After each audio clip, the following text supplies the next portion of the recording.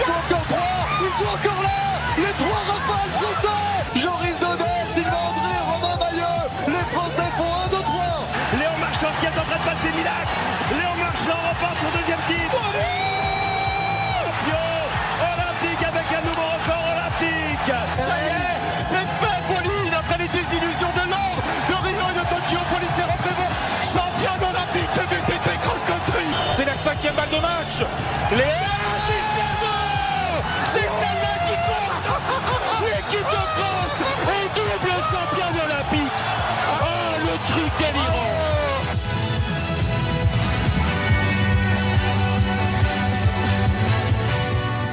Le Campus Sport Club, tous les mardis soirs, 23h minuit, sur Radio Campus Lille.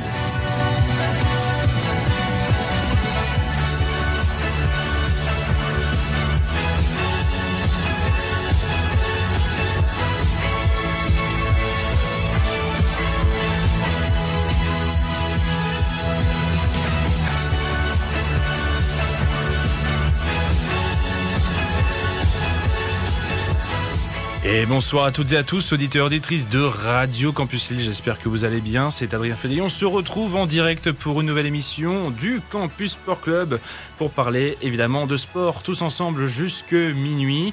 Très heureux d'animer cette nouvelle émission de cette saison 4, épisode 21. C'est bientôt le final. Souvent, c'est à peu près au niveau de 24, 25 que les séries arrivent à leur terme. On va voir si on va aller jusque là. Pour m'accompagner ce soir, pour animer, pour créer l'émulation et vous distiller toutes les bonnes infos et actualités du moment en sport, j'ai dans le désordre Léo.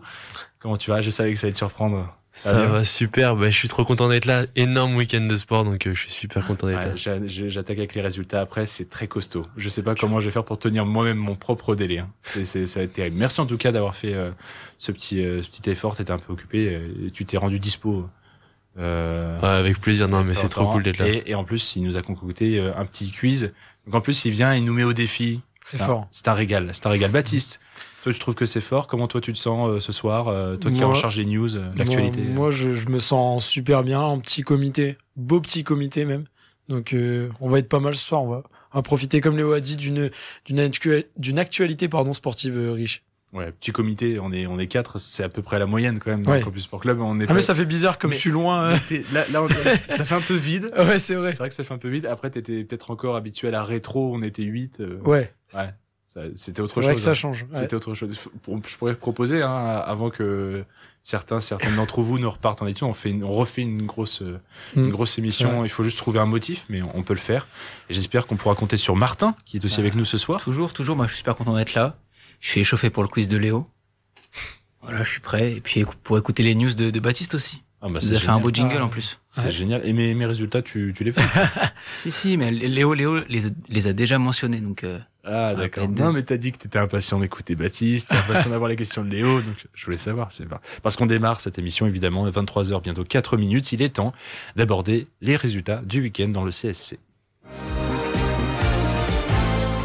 Victoire, défaite, sacre ou désillusion, on revient tout de suite sur les résultats de la semaine dans le CSC.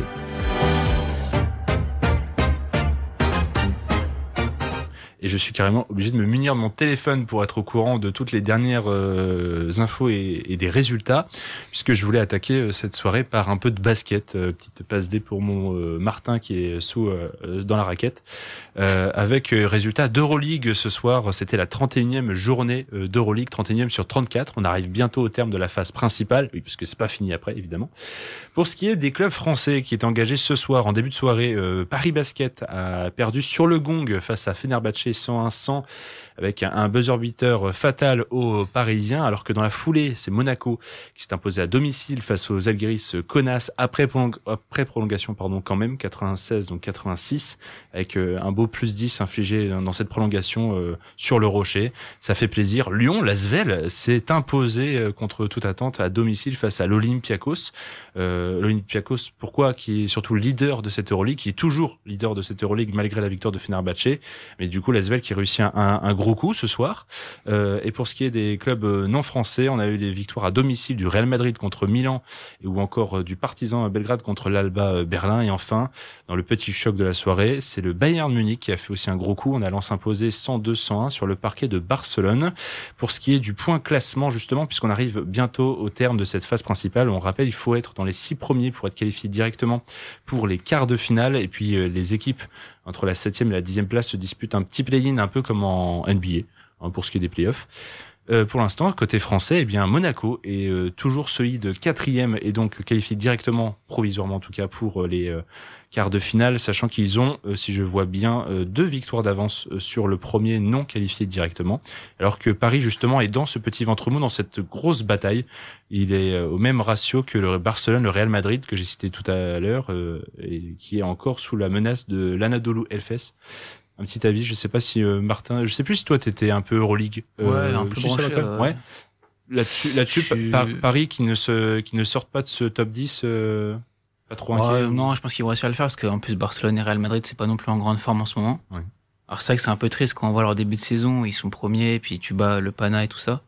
Mais là, quand même, pour une première saison en Euroleague, c'est quand même propre. Et s'ils peuvent aller gratter ce top 10, c'est plutôt pas mal. Ouais. Je m'avance un tout petit peu, mais c'est juste pour préciser que le 3 avril, il y aura un Real Madrid-Paris Basket. C'est peut-être aussi un des matchs clés. C'est l'avant-dernière journée d'Euroleague. Un des matchs clés à suivre dans cette saison de Coupe d'Europe de basket. Je bascule toujours sur mon téléphone, très professionnel, sur l'actualité tennis, puisque un match qui est toujours interrompu, je voulais le vérifier. En ce moment a lieu les tournois ATP WTA 1000 de Miami, du côté de la Floride, et il y a un match qui est en cours ce soir et qui est toujours interrompu par la météo. C'est celui de Gaël Monfils contre l'Américain Sébastien Corda. Gaël Monfils qui pour l'instant est mené 1-7 partout, 4-3 service de l'Américain dans la 3e manche. Attention à Monfils, peut-être que la pluie lui a été salvatrice, on verra en tout cas sur retour sur le court.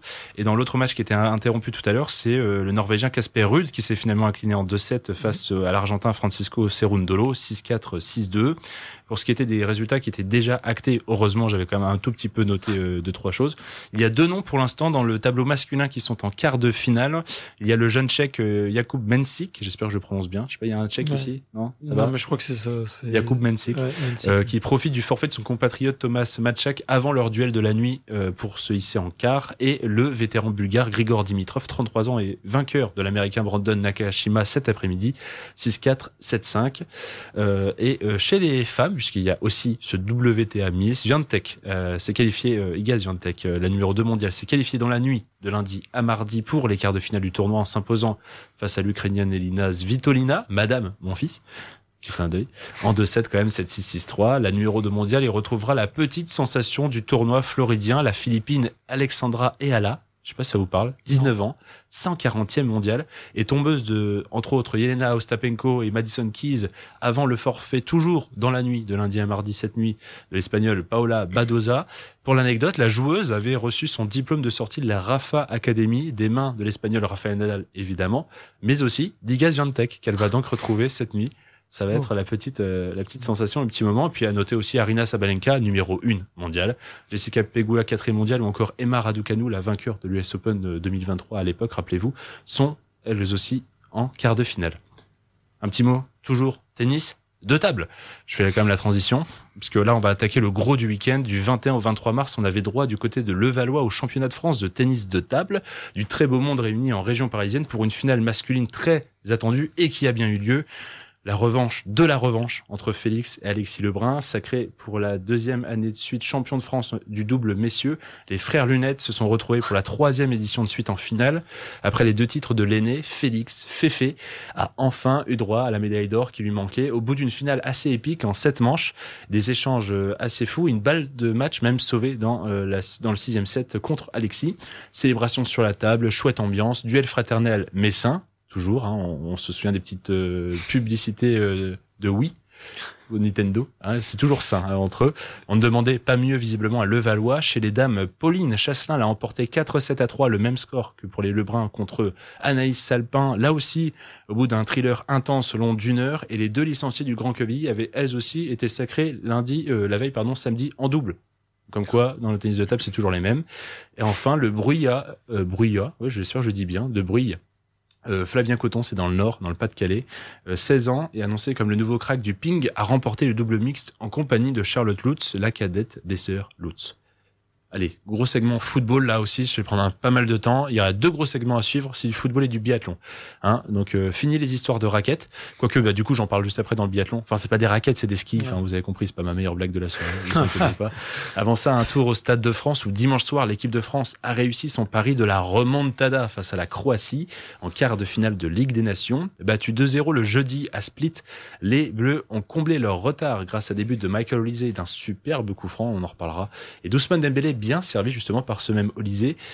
2-0 à la fin du temps réglementaire. Direction la prolongation. 2-0 toujours après 30 minutes de jeu supplémentaire. Alors, les 2 nations ont réglé l'affaire au tir au but. Mike Maignan en a arrêté 2. Le Croate Franjo Ivanovic a lui envoyé sa tentative dans les nuages.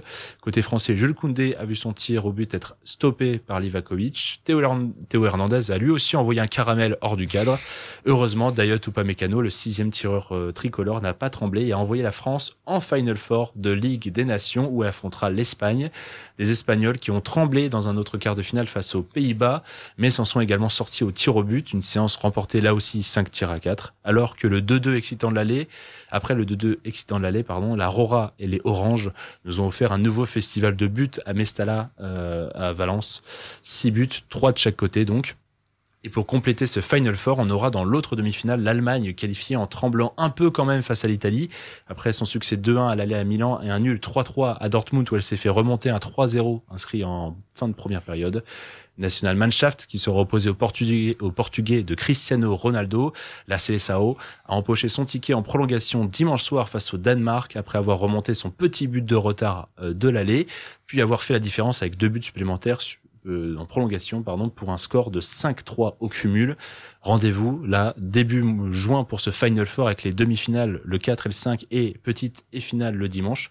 Les gars, comment vous avez vécu ce dimanche soir interminable peut-être? Alors étouffant, moi excitant, en fait. J'étais pas du tout au départ en voyant le match, à l'aller Croatie-France, j'étais pas du tout hypé par le match et j'ai presque pas trop envie de le voir. À ronfler. Et finalement, j'ai vu un autre visage de l'équipe de France et un visage qui m'a fait plaisir, surtout avec un Michael Olise qui a été exceptionnel. Franchement, il a fait un match énorme. Donc finalement, excitant à la fin quand la séance de tir au but, j'ai revécu quand même des émotions que de Coupe du Monde ou d'Euro, quoi.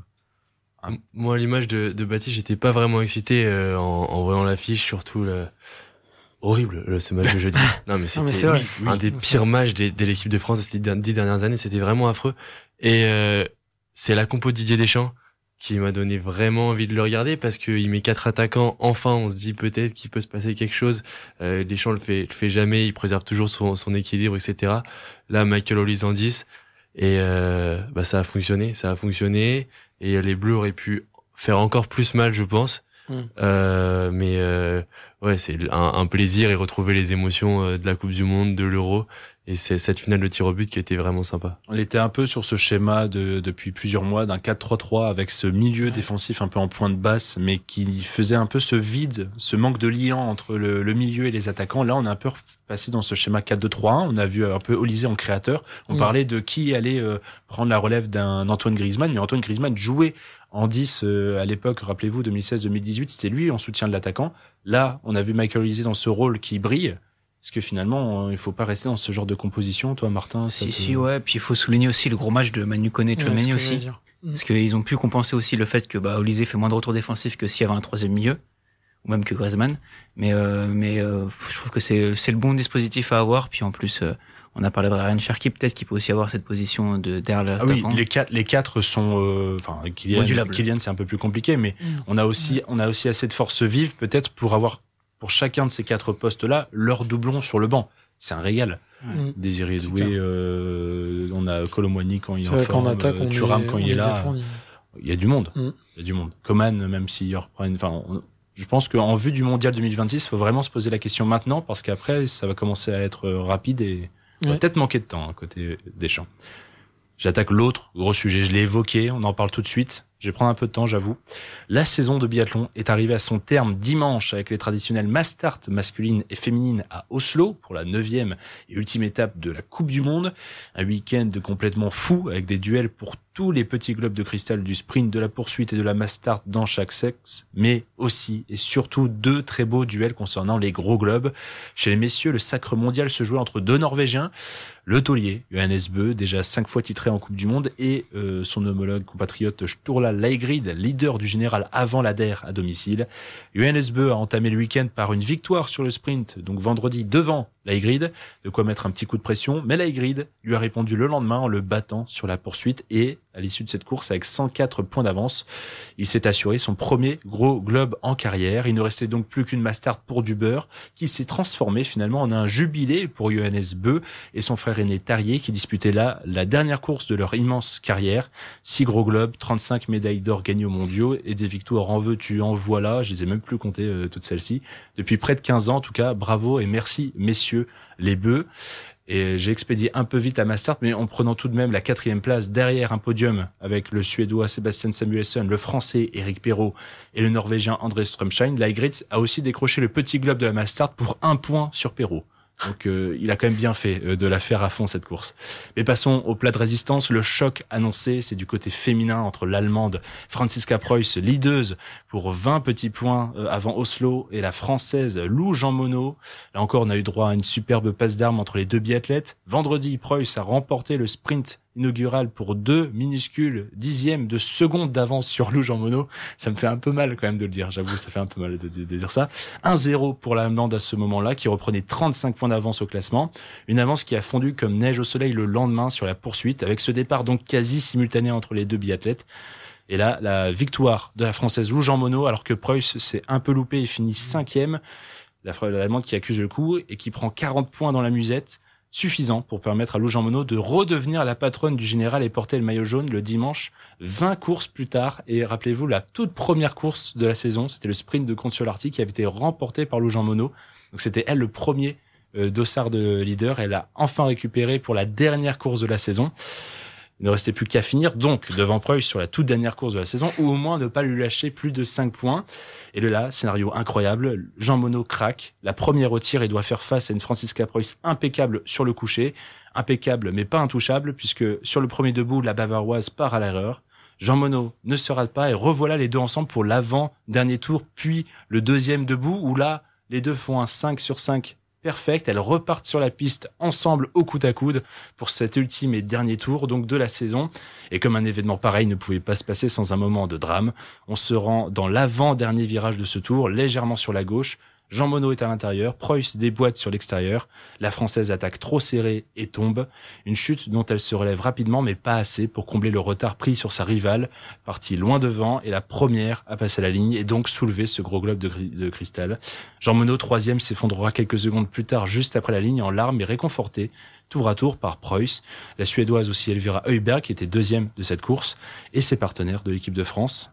Ça vous a fait quoi, vous, ici? Oui. Moi, ça me met un peu les frissons, un peu. C'est n'importe quoi. Non, mais franchement, ça peut arriver qu'à un Français, un truc pareil. Il y a, déjà, on se dit jeudi, 2 dixièmes sur 10 km. Comment c'est possible de perdre, pour 2 dixièmes sur 10 km? Elle se rattrape le samedi. Et là, il reste 200 mètres. 200 mètres, elles ont fait je sais pas combien de kilomètres durant cette saison, des centaines de kilomètres. Il reste 200 mètres pour aller chercher sa première victoire sa première victoire au classement général, et elle s'effondre comme ça.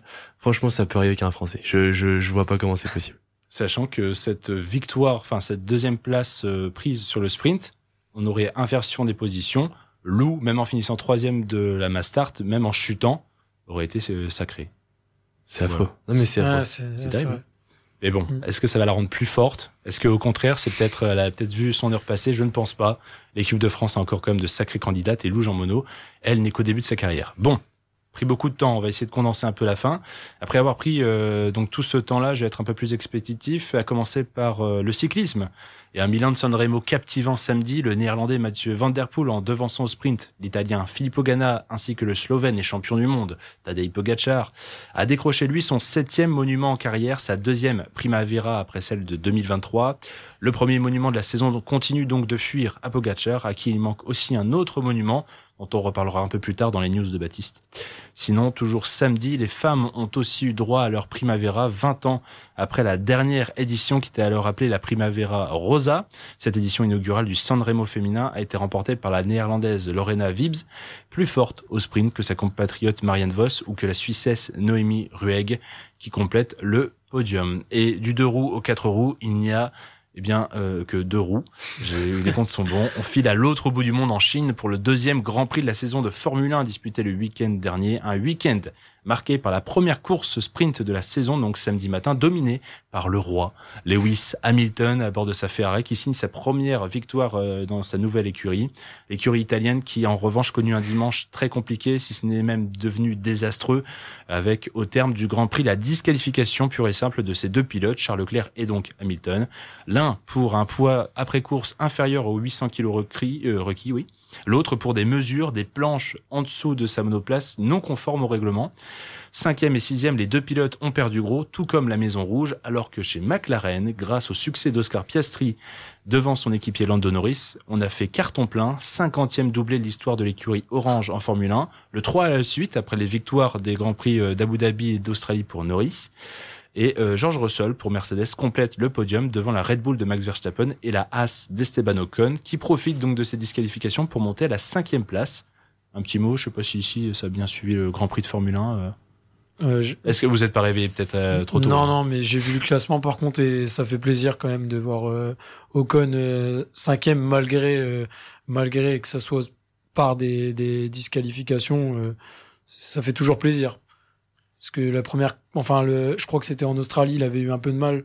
Du coup, ouais, ça fait plaisir. Ouais, c'est vrai que ça peut peut-être un peu lancer aussi. Ça peut un peu lancer, sa saison. Sa saison et As aussi, ouais, qui était un peu à l'arrêt. On parlera aussi Formule 1 dans les news de Baptiste. Il y a une petite info chaude qui est tombée tout à l'heure. Et puis je finirai toujours de l'autre côté de la Chine. On y retourne après Shanghai en Formule 1, direction Nankin et championnat du monde en salle d'athlétisme pour finir. La délégation française est repartie de l'Empire du Milieu avec 2 breloques, une en argent, celle de Willem Bellossian, très beau deuxième sur le 60 mètres et dominé encore et toujours par l'imbattable américain Grant Holloway. Il est intouchable sur la distance depuis 11 années. 11 années que personne ne le bat sur une course. C'est fou, il est fou, ouais. Le bouc. Et surtout, la deuxième médaille, c'est le magnifique titre mondial pour la perchiste Marie-Julie Bonin, qui en a profité pour établir son record personnel et égaler le record de France de Ninon Chapelle à 4,75 m. On retiendra aussi sur ces championnats du monde le 3e titre mondial à la perche d'Armand Mondo Duplantis, qui n'a jamais aussi bien porté son surnom, et une barre à 6,15 m et on n'en parle plus. Et pour celui qui a aussi franchi le cap des 100 barres à plus de 6 mètres sur la compétition, il en est maintenant à 102 barres à plus de 6 mètres franchis. Et enfin, pour les autres vedettes, le Norvégien Jakob Ingebrigtsen a signé un nouveau doublé 1500-3000 mètres 2 semaines après celui réalisé au championnat d'Europe, et l'Éthiopienne Goudaf Tsegaï sur 1500 mètres féminins a établi un nouveau record des championnats. C'est le seul de cette édition 2025. Voilà, j'ai fait vite, j'ai été expéditif, mais c'était ultra chargé. T'as vu, tu l'as annoncé, Léo, c'est bien costaud. Ouais, c'est costaud. J'allais dire, on va marquer une pause, je vais marquer une pause. J'ai besoin de reprendre ma respiration. J'ai été en manque d'inspiration pour la musique du soir. Vous me connaissez d'ailleurs un peu plus normalement pointilleux, chercheur. J'ai juste demandé à ma coloc ses inspirations. Donc tout de suite, sans aucune explication, on part sur du Rihanna. Voilà. Where have you been? Il y a Baptiste, tiens. Allez, un peu de Rihanna pour s'ambiancer pendant quelques minutes et on revient pour la suite du Campus Sport Club. Un peu de Rihanna là. Voilà, on est en direct, on est de retour en direct surtout dans le Campus Sport Club. Vous allez dire, mais Rihanna dans le Campus Sport Club, c'est drôle de feat. En tout cas, voilà, on l'a proposé ce soir avec son titre Where Have You Been. On est de retour pour aborder la suite, de toute façon, de l'actualité sportive dans le Campus Sport Club.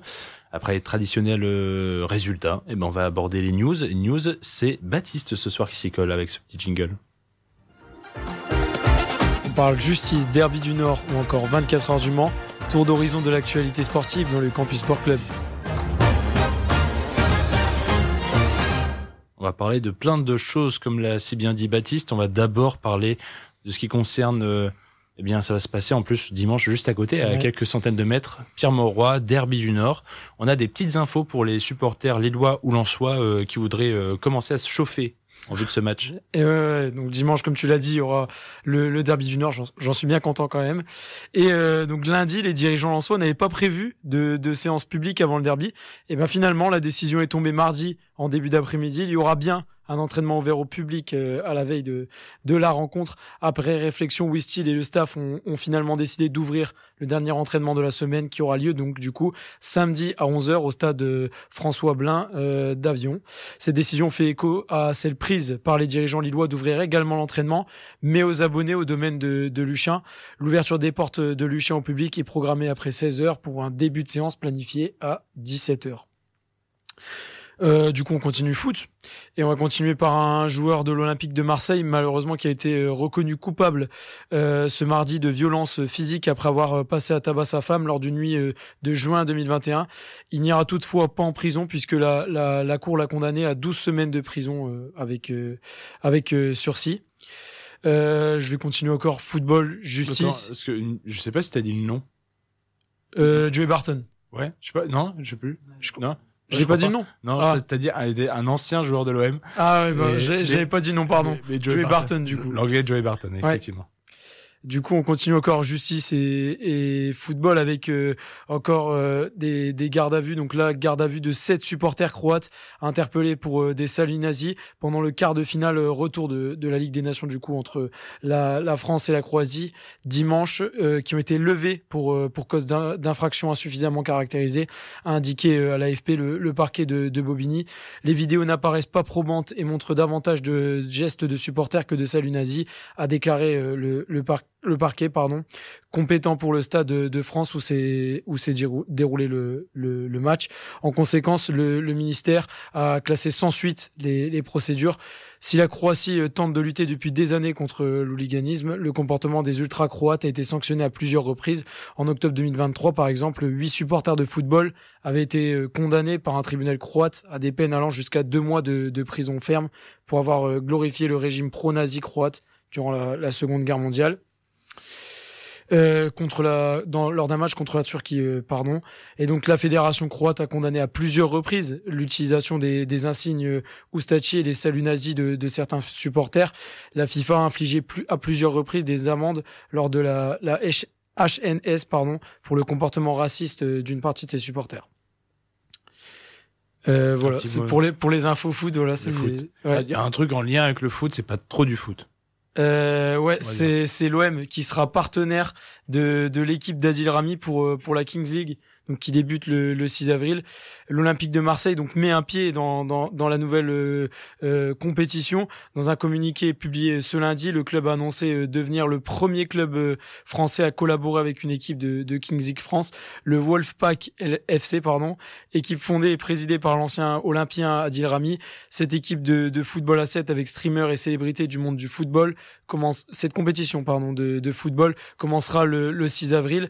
L'équipe du champion du monde portera un maillot bleu et blanc en référence directe aux couleurs de l'OM. Selon le communiqué du club, cette collaboration se manifestera par des contenus digitaux qui seront postés sur les plateformes du club, la mise à disposition des infrastructures et équipements du club, et les joueurs seront également invités au Vélodrome pour encourager l'OM pour un match de Ligue 1 d'ici la fin de saison.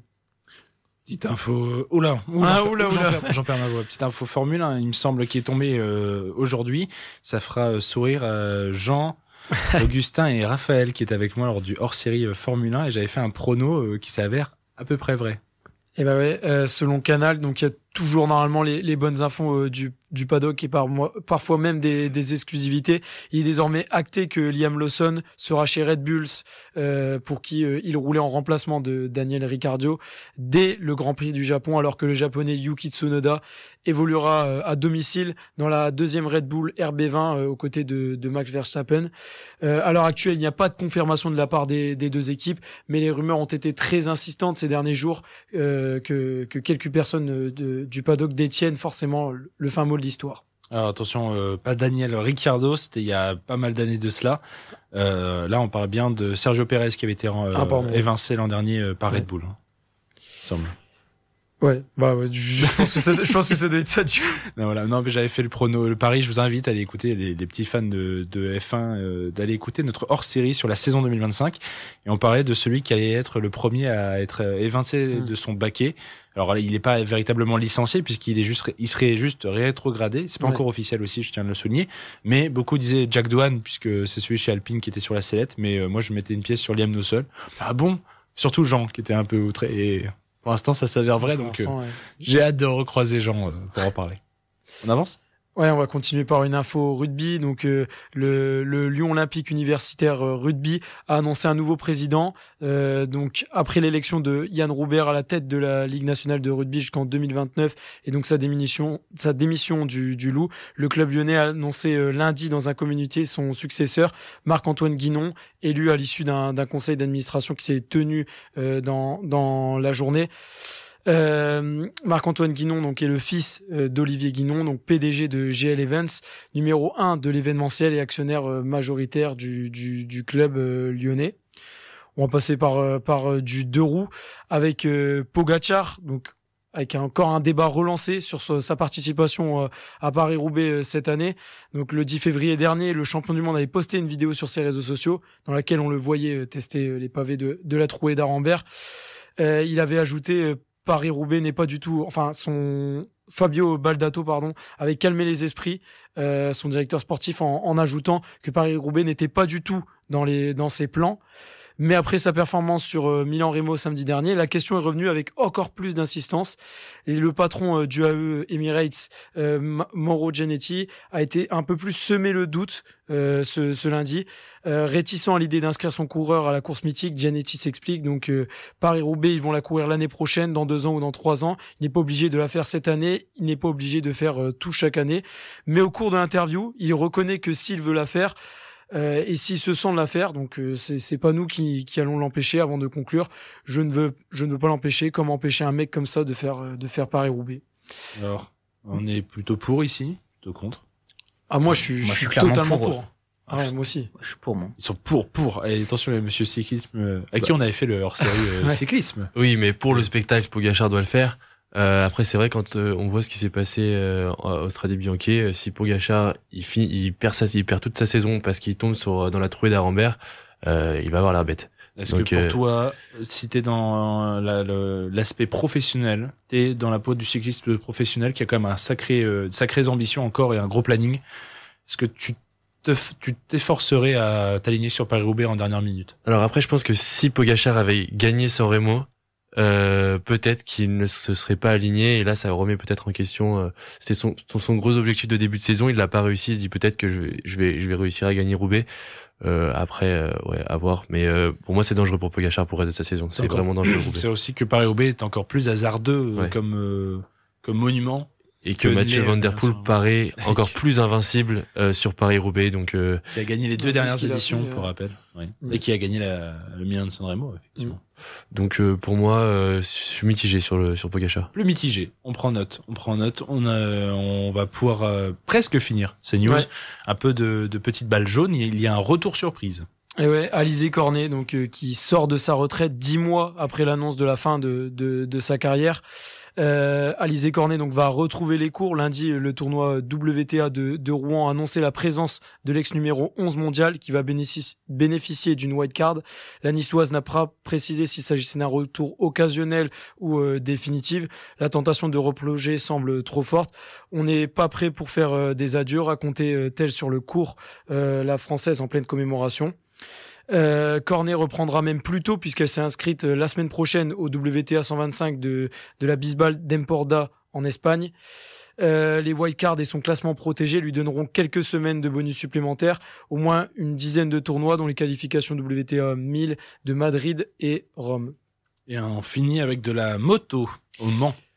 Ouais, les 24 heures du Mans moto, donc avec l'acteur Mathieu Kassovitz, donc qui donnera le départ des 24 heures du Mans. L'acteur donc et réalisateur donnera le départ de la 48e édition le samedi 19 avril. Il réagissait en disant c'est une course légendaire, c'est un honneur de s'inscrire d'une manière dans son histoire. Il a déclaré lundi dans une interview accordée à Ouest France. C'est la fête, c'est toute l'ambiance motarde qui est complètement délirante. Donc le réalisateur de La Haine avait déjà été présent à 2 ou 3 reprises aux 24 heures du Mans auto, pas moto. Je suis fan de sport extrême, de sport mécanique, précisait-il. L'acteur de la série Le Bureau des légendes était un pratiquant régulier de moto sur circuit avant un accident survenu en 2023. Merci Baptiste pour ces news, ces petits tours-là, et je réédite mon petit clin d'œil à Jean et à ceux qui m'ont accompagné pour le hors-série Formule 1 que je vous invite vivement à aller écouter, qui est encore d'actualité, puisqu'on est que à 2 grands prix de la saison, mais il y a déjà des premiers enseignements qu'on avait un peu pré-shot quand même, donc ça a l'air captivant. On va pouvoir attaquer quelques minutes, 5 grosses minutes, peut-être plus si affinité, de débat ce soir. Et le choix du débat, il a fait l'unanimité, je crois, dans mes suggestions. On va revenir sur du cyclisme, parce qu'il y a une grosse question qui va se poser demain au niveau du Conseil du cyclisme professionnel à Aigle, va être débattu par l'Union cycliste internationale, la Fédération internationale de cyclisme. La question ou non d'une 23e équipe sur les grands tours dès cette année, à savoir sur le Giro, donc le Tour d'Italie, le Tour de France ou la Vuelta pour ce qui est de l'Espagne. Ici, la petite question, c'est simple, puisque ça va être débattu, et que Christian Prudhomme, le directeur du Tour, et qui est l'un des 12 membres votants, lui en tout cas a un peu annoncé la couleur en disant, lui en tout cas surtout, est très très favorable et ça a l'air d'être en bonne voie. On peut quand même se poser certaines questions, notamment sur la sécurité. Est-ce que une 23e équipe, c'est forcément une bonne idée, ou est-ce que c'est, comme je l'avais un peu intitulé, une fausse bonne idée? Il y avait un sceptique, un peu plus sceptique, en tout cas à ma gauche là-bas, Baptiste. Ouais. Pourquoi toi, je propose qu'on fasse un peu on part plutôt du moins bon, puisque ça a l'air de se diriger vers la 23e équipe. J'entends, a priori, pour ce qui est de Christian Prudhomme et comment il a annoncé, on est plutôt sur du favorable, mais si on devait émettre des réserves, pourquoi ce serait pas une si bonne idée? Pour donner un argument, pour moi, c'est déjà l'aspect compétitif du fait que certaines équipes se battent pour rentrer dans un grand tour. Moi, je trouve ça intéressant quand même qu'il y ait ça. Est-ce que donner encore une opportunité à encore une équipe alors que ça pourrait se battre toute la saison pour bénéficier? Après, je sais pas si ça dépend aussi le comportement des dirigeants. Est-ce qu'ils vont favoriser une équipe de leur pays et voilà. Mais moi, je préfère quand même voir plus de spectacles et voir vraiment une équipe qui a été arrachée sa qualification pour un grand tour et du coup pas une 23e place pour moi. J'en profite, je prends aussi 20 secondes, peut-être repréciser pourquoi on parle de 23e équipe pour ces grands tours, parce qu'il y a déjà 22 équipes qui peuvent y participer. On parle des 18 équipes World Tour, qui est un peu la première division. Il y a les 2 meilleures équipes classées de 2e division, plutôt continentale. On parlera d'équipes plutôt continentales. Et donc, chaque organisation, que ce soit sur le Tour de France, le Tour d'Italie ou le Tour d'Espagne, a le droit à 2 invitations supplémentaires. Et là, on passerait à 3 invitations. Donc, on parle toujours là d'une wildcard qui est en jeu, une 3e wildcard. Là-dessus, j'espère que c'est assez clair, sachant que le schéma entre première division et 2e division, il y a un système de montée-descente qui se passe tous les 3 ans ou 5 ans. Ouais, c'est ça. Il y a un cycle. Donc là aussi, l'importance d'une équipe qui puisse participer à un grand tour, c'est peut-être marquer des points en vue d'une future montée en World Tour. Léo était un peu plus pour le oui. Toi, la 23e équipe, ça t'enthousiasme, en tout cas? Bah oui, parce que j'ai pas envie de voir un tour, par exemple un Tour de France sans Binyam Girmay, sans Magnus Cort Nielsen ou sans Julien Alaphilippe. Pour moi, ils sont dans des équipes qui sont chaque année à la limite pour participer au Grand Tour, et c'est des grosses stars qu'on a tous envie de voir sur les grands tours, et avoir seulement 22 équipes, ça mettrait une de ces équipes, c'est-à-dire une OX, Total Energy, Tudor, Arkea sur la touche, et pour moi ça me semble logique que tous ces grands coureurs puissent participer à ces grands tours. Et on parle du coup d'une 23e équipe, donc plus de coureurs dans le peloton qui devient trop chargé. Surtout que je trouve que ça dimension sécurité. Ouais, ça, mais surtout qu'en 2017 ou 2018, ils avaient décidé de passer de 9 à 8 coureurs par équipe pour justement cet aspect sécurité. Et là, 6-7 ans après, on revient, on dit, bah non, on remet une équipe de 8 coureurs, là. Et puis là où je reviens sur Baptiste. Ce qui est toujours moins que 22 équipes à 9, que 23 équipes à 8. Oui. Mais là où je reviens sur Baptiste, c'est que c'est vrai que plutôt que de donner une 3e wildcard, pourquoi pas donner à la 3e meilleure équipe de 2e division. Pour saluer les performances, plutôt que là, du coup, là, sûrement, Prud'homme va choisir des équipes françaises, sûrement, avec Arkea, Total Energy, et puis Tudor avec Julien Lafilippe. Et c'est vrai que je préférais l'aspect performance où on prend la 3e équipe, la 3e meilleure équipe de la 2e division. Et quel impact ça a plus que, pour vous, à votre avis, ça peut créer quoi aussi comme dissension ou non, de préférer une 3e équipe, du coup, à d'autres équipes qui auraient pu être invitées? On parle d'invitation, donc dans tous les cas, c'est le ticket, c'est gratuit, c'est offert, vous venez. Pour les autres équipes, on parle de 2-3 favorites, tu les as soulignés, c'est UNOX, Tudor et Total Energy qui sont quand même les 3 grandes favorites à ces wildcards. Pour ce qui est des autres, ouais, mais par exemple dans le Tour d'Italie, la question se poserait parce que avec les wildcards, s'il y avait 3 wildcards, peut-être que Total Energy ne serait pas choisi et qu'une équipe comme VM Group Bardiani, la meilleure équipe italienne aujourd'hui, qui possède pas de grandes stars et qui c'est surtout des mecs qui vont sortir le nom, j'avoue que j'ai un peu aussi sourcil, je sais pas. Et pourtant c'est la meilleure équipe italienne aujourd'hui, donc elle sera sûrement invitée sur le Tour d'Italie, ça paraît totalement logique, et Total Energy pourrait ne pas l'être. Alors peut-être que le fait de mettre justement 3 invitations, ça peut permettre à ces grosses équipes justement de pas se faire griller leur place, pour moi, sur ces grands tours. Donc c'est pour ça que ça peut être intéressant. Après, je pense que ça peut, c'est le mieux. Moi, je trouve ça dommage. Tu parlais de Total Energy. Je trouve ça dommage de donner à Bardiani qui font pas grand chose sur une saison, on les voit presque pas. Et à l'inverse, t'as Total Energy, les mecs se battent chaque week-end pour essayer au moins de rapporter des points UCI. Et moi je trouve ça, l'idée de donner une 3e wildcard, je trouve ça pas énorme. Avec Martin, vous êtes plus sûr, pourquoi pas la 23e équipe, mais dans ces cas-là, plutôt au mérite et aux performances. Après, je rejoins aussi bien sûr l'argument sur la sécurité. De toute façon, on l'a vu, cette année, il y a eu aussi beaucoup quand même, il y a eu des dérapages sur les premières courses de sécurité, même de dérapages de route, même si on sur peut parler. Sur l'étoile de Bessèges, là où on a eu c'est ça, hein? C'était l'étoile de Bessèges. L'étoile de Bessèges, on a eu quand même des sacrés sacrés coups avec des histoires de ronds-points. De ronds-points ratés, de courses mal finies. C'était costaud aussi, hein, donc.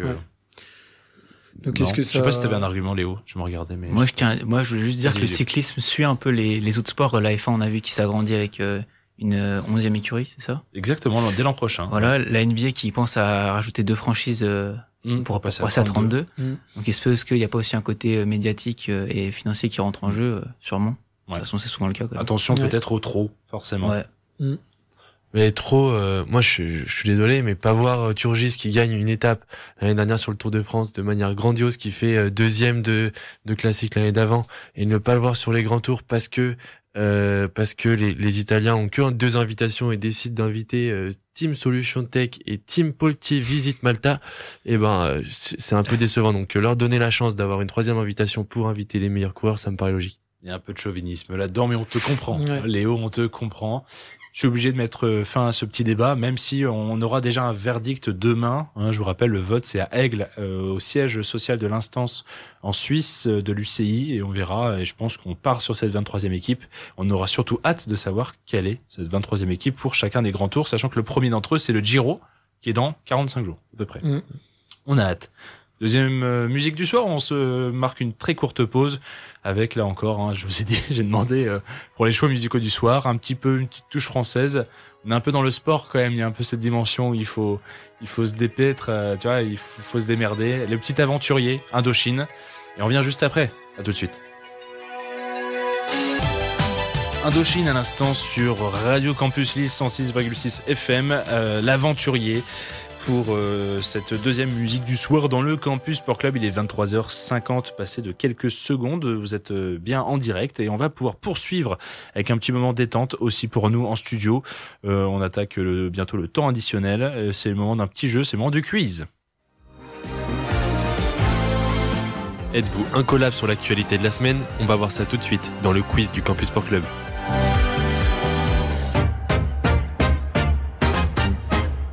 Ah, c'est Léo là qui a décidé de se pointer en ce mardi soir et de nous mettre tous les trois au défi. Quiz, je sais pas comment vous le dites. Moi, à chaque fois, on me reprend. On me reprend à chaque fois, donc c'est pas un souci. Léo, tu as 11 questions exactement comme tu me l'as annoncé. On part sur 10 peut-être déjà dans un premier temps. Et en cas d'égalité, on fera cette 11e. Ou en bonus, on verra, tu nous proposeras. C'est quoi les règles, Léo? On va dire que chacun doit dire son nom avant de parler, parce que sinon ça va être la foire. Là, je sens que vous êtes chaud. C'est toi qui donnes la parole. Et je vous donne la parole. Ok, et c'est un point par question ou il y a des questions à plusieurs points? Ah non, j'ai mis un point par question. Ça va. Donc, degré de difficulté, on verra. Bon, ça marche. Et c'est à peu près en lien avec l'actualité, c'est ce que tu as annoncé. Ouais, c'est l'idée. Ok. Vous aussi, auditeurs, auditrices, jouez avec nous si vous avez bien suivi l'actualité sportive, en tout cas. Ou alors, vous allez écouter ce replay, vous mettez sur pause et vous réfléchissez tranquillement dans votre coin pour chaque question. Allez, c'est parti. Julien Lepers et Samuel Etienne, on vous écoute. Allez, on part sur une première question qui est censée être plutôt facile. On va voir si vous avez bien suivi. Qui a fini derrière Beu et Laïgrid au classement général de la Coupe du Monde de biathlon? Adri? Éric Perrault? Éric Perrault, c'est de... Magnifique. En plus, je l'avais, mais je l'ai, en fait, le temps de... Je vois le tableau, puis je me suis dit, c'est un drapeau bleu-blanc-rouge, c'est encore un Norvégien. Puis non. Non, c'est Perrault. Mais QFM, pas loin aussi. Ouais, pas loin, 5e QFM. Ah, ouais, non. Bon. Allez, deuxième question, on part sur du football maintenant, sur le Paris Saint-Germain. Alors là, c'est plutôt logique, je sais pas si vous l'avez vu passer, mais est-ce que vous pouvez me dire pourquoi Nasser Al-Khelaifi est entré dans l'histoire du PSG aujourd'hui? Il est devenu le président du club le plus longtemps en poste. Ouh là là, les gars, il va falloir se réveiller parce qu'il est très très chaud ce soir. J'ai vu tout à l'heure le poste de l'équipe. Hein. Mais déjà, ça serait bien que j'ai un point parce que les derniers quiz, oui. J'ai fini à 0 point. Donc c'était un quiz de quoi? C'était, je crois, en hors série. Hein. Non, même pas. Non, c'était un quiz tout court, mais j'ai fini dernier comme d'hab. Bon allez, on croit une remontada, ça va le faire. C'est que les deux premières questions. Martin, moi, je suis pas bon non plus. J'avais eu 0 point sur le rugby. Ouais, mais t'es pas très bruyant, c'est pour ça. Donc, tu vois, nous on est un peu foufou déjà avec Baptiste. Il y a le. Ouais, c'est vrai. Vas-y, pardon, Léo, il a. Bon, Martin, Baptiste, celle-là, elle est pour vous. Quels joueurs de l'équipe de France actuelle ont leur propre équipe de Kings League? Martin. Baptiste. Allez, Martin. Chouameni, Maignan, Jules Koundé. Chouameni et Jules Koundé, on la valide. Oui, parce que Mike Maignan, il l'a. Si, il est dedans. Si, Mike Maignan est dedans. Si, pardon, Mike Maignan est dedans. Si, c'est ça. Parce que je me suis dit, qu'est-ce que tu vas argumenter derrière Léo, mais. Oh, si, pardon. Si, Maignan est dedans. Avec Adil Rami, qui a tout à l'heure, on a eu l'info par Baptiste avec l'application de l'OM. Ouais, non, c'est Kings League. Un point pour Martin. Ah non, qu'est-ce qui s'est passé? Non, pas du tout. Allez, concentration. Dans quelle ville? Alors là, on part un peu sur de l'histoire parce que George Foreman est mort il y a 4 jours. Le grand boxeur George Foreman est décédé. Je sais la question qu'il va poser. Et dans quelle ville africaine Adri. Kinshasa, mais j'ai même pas fini de poser la question. Mais non, mais africaine. Il est trop fort, mais non, mais africaine, t'as dit. Bon, la question, je vous la dis quand même. Dans quelle ville africaine George Foreman, qui est décédé cette semaine, avait livré un des combats les plus légendaires de la boxe face à Mohamed Ali, combat surnommé The Rumble in the Jungle. Exactement. Donc, à la fin de ce combat historique. J'ai eu la chance, surtout la chance de mettre en ligne, de publier dans les pages de La Voix du Nord, l'article sur George Foreman décédé. Donc j'ai lu 3 fois le truc, ça m'a aidé. Et quand t'as dit africaine, c'est facile. Tu m'aurais dit le titre de 94 lorsqu'il regagne, je sais pas où c'était. Moi j'aurais rien dit. Je pense que donc. Bon allez, on retourne vers les sports d'hiver avec un nouveau titre cette semaine. Combien de titres de championne du monde Perrine Lafont a désormais dans son palmarès? Baptiste. 7. Non. Adri. 6. 3 et 3. Oh, j'étais pas loin. Oh lolo. C'était pas loin, Baptiste. C'était pas loin. Non, mais j'y suis presque. Je vais en avoir un. On a cru au premier point. Non, mais je vais en avoir un. Bon, on a maintenant une petite question vélo. Alors celle-là, elle est pas facile. Baptiste, c'est ton moment. Ouais, c'est maintenant. Qui a été le premier Français sur Milan-San Remo? Oh purée. Adri? Ouais. Grégoire? Oh, c'est ce que j'allais dire. Et ben, il est une place devant Grégoire. Elle est vraiment compliquée. Si vous l'avez pas, dans 10 secondes, on peut y aller. Baptiste, Alaphilippe? Non, pas Alaphilippe. C'est sûr. Elle est pas facile, celle-là. Martin, il propose, sinon c'est... Vas-y, Martin. Martin, attends, mais c'est vainqueur ou participant? Il est coéquipier de Romain Grégoire. Ah, t'es un bâtard. Moi, je pense l'avoir. Non, il a pas. Allez, vas-y. Parce que après, on va prendre du temps sur Martin, hein. Faut se dépêcher. Allez, encore une question, alors. C'était qui? Quentin Paché. Ah, merde. Ah, j'allais dire Madou, j'allais même pas dire Paché. Ok. On peut finir là-dessus, Léo, ça te va? On peut finir là-dessus. Oh, j'ai un peu gagné, donc j'en c'est un peu une victoire écrasante d'Adrien. Mais on peut me donner un point pour la participation. On va voir si tu trouves ça là. Ok. C'est là tu gagnes 10 points. Oh. Martin joue aussi, parce que... Comment s'appelle la course d'ultra trail la plus difficile du monde qui a lieu chaque année aux États-Unis? Martin, la Barclay. Ah non, merde, il a dit Baptiste avant. Excuse-moi. Yortic Race, non? Non, et Martin l'a eu, c'était bien la Barclay. Putain, je pensais que et cette année, personne n'a réussi à la finir. Bon, c'est une victoire d'Adrien, mais Martin a bien monté. Je pense que si on avait fait les 10 questions, Martin l'aurait remporté. Ouais, c'est ça. Bon, en tout cas, Martin, on va le retrouver dans un instant. C'est son heure, c'est sa chronique à lui, c'est l'heure des immanquables. L'émission touche à sa fin, mais n'est pas terminée. Ne partez pas trop vite, c'est les immanquables dans le Campus Sport Club. J'espère que personne n'est parti, parce que Martin vient de le dire. En tout cas, Martin, t'as 3 bonnes minutes. C'est ça, comme on l'a dit, il y a le ATP et le WTA de Miami qui se déroule. Et Novak Djokovic est en ce moment en train de jouer contre Lorenzo Musetti. Le local de l'étape Taylor Swift, lui, affronte Adam Welton à 1h30 du matin. Dans la nuit de mercredi à jeudi, vous pouvez retrouver le choc Alexander Zverev contre Arthur Fils à 1h du matin. Et pour le WTA, Aria Sabalenka affronte Qinwen Zheng, excusez-moi pour la prononciation. Les 2 tournois sont à suivre sur Eurosport ou Max. Pour ce qui est un peu du foot, demain soir, vous pouvez suivre le quart de finale retour de LDC féminin entre Lyon et Bayern. Il y a eu 2-0 à l'aller, c'est sur DAZN. Ce week-end, on retrouve les matchs en club après les sélections. Donc avec de la Ligue 1, on commence pour le choc pour les places européennes. Strasbourg contre l'OL sur DAZN. Samedi, une belle journée de Ligue 1. Reims contre l'OM à 17h sur BeIN. Saint-Etienne PSG à 19h sur DAZN et le derby de la Riviera entre Monaco et Nice à 21h sur DAZN. Et puis dimanche, comme l'a dit Baptiste, on retrouve le choc qui va animer et diviser nos auditeurs. Lille reçoit Lens à 20h45, derby à retrouver également sur DAZN. Jeudi soir, pour les fans de fléchettes, 8e journée de la première ligue de darts à Newcastle, début 21h05 sur la chaîne L'Équipe. Un peu de basket aussi, Monaco, qui est en forme en ce moment en Euroleague, joue contre l'Olympiakos, actuel leader, à 20h15 sur Squeak. Et puis un peu de Betclic Elite, Cholet Basket, la surprise de cette saison, se déplace au Mans samedi à 20h30 sur DAZN. Un peu de rugby féminin, Adrien voulait en parler, du coup j'en parle dans les immanquables. 2e journée du tournoi Destination, les Bleus affrontent les Écossaises. Pour nous rappeler de bons souvenirs assez proches, samedi à 14h sur le site de France Télévisions. Et puis samedi, il y a la course sprint du MotoGP des Amériques qui se déroule sur le circuit des Amériques à Austin au Texas et qui aura lieu à 21h, une horaire plutôt sympa pour nous Français, sur Canal+ Sport 360. Puis on a parlé de la course sprint, mais il y a le GP qui est également à 21h dimanche sur Canal+ Sport 360. Et puis pour finir un peu ce week-end, dimanche, il y a la mythique course Gand Wevelgem. La course des hommes est à partir de 13h40 sur L'Équipe et Eurosport 2, puis celle des femmes à 16h45 sur L'Équipe. Mes amis chroniqueurs, j'ai un peu le temps. Qu'est-ce que vous allez regarder, vous, ce week-end? Je pense qu'il y a pas de débat. Si tu me demandes ce que je regarde ce week-end, en tant que Lensois, je vais regarder clairement le derby du Nord. Ouais. Pourquoi il y a pas un bruit dès que je dis derby du Nord? Il y a tout le monde qui sait, il y a personne qui tire rien. Je me suis dit justement, j'ai pas réagi, j'ai juste regardé faire non, ouais. Mais... Bon. Non, si, le derby du Nord qui va tous nous animer, j'imagine. Ah oui. Un peu, quand même. Meilleur derby. Ouais, bien sûr. Non, mais il faut le regarder. Toi, t'es plus Gand Wevelgem, on le sait. Non, déjà, à noter, du coup, ça faisait très longtemps, mais pas de biathlon. C'est fini, cette histoire.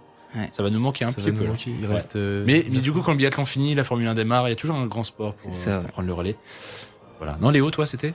Bah, moi, je pense que je vais regarder Gand Wevelgem. Non, mais je vais le regarder, là, le derby du Nord. C'est dimanche. Il y a rien à faire dimanche. Une petite pensée pour Baptiste, mais sinon, bien sûr, Gand Wevelgem, j'ai hâte de voir ça. De toute façon, personne au stade.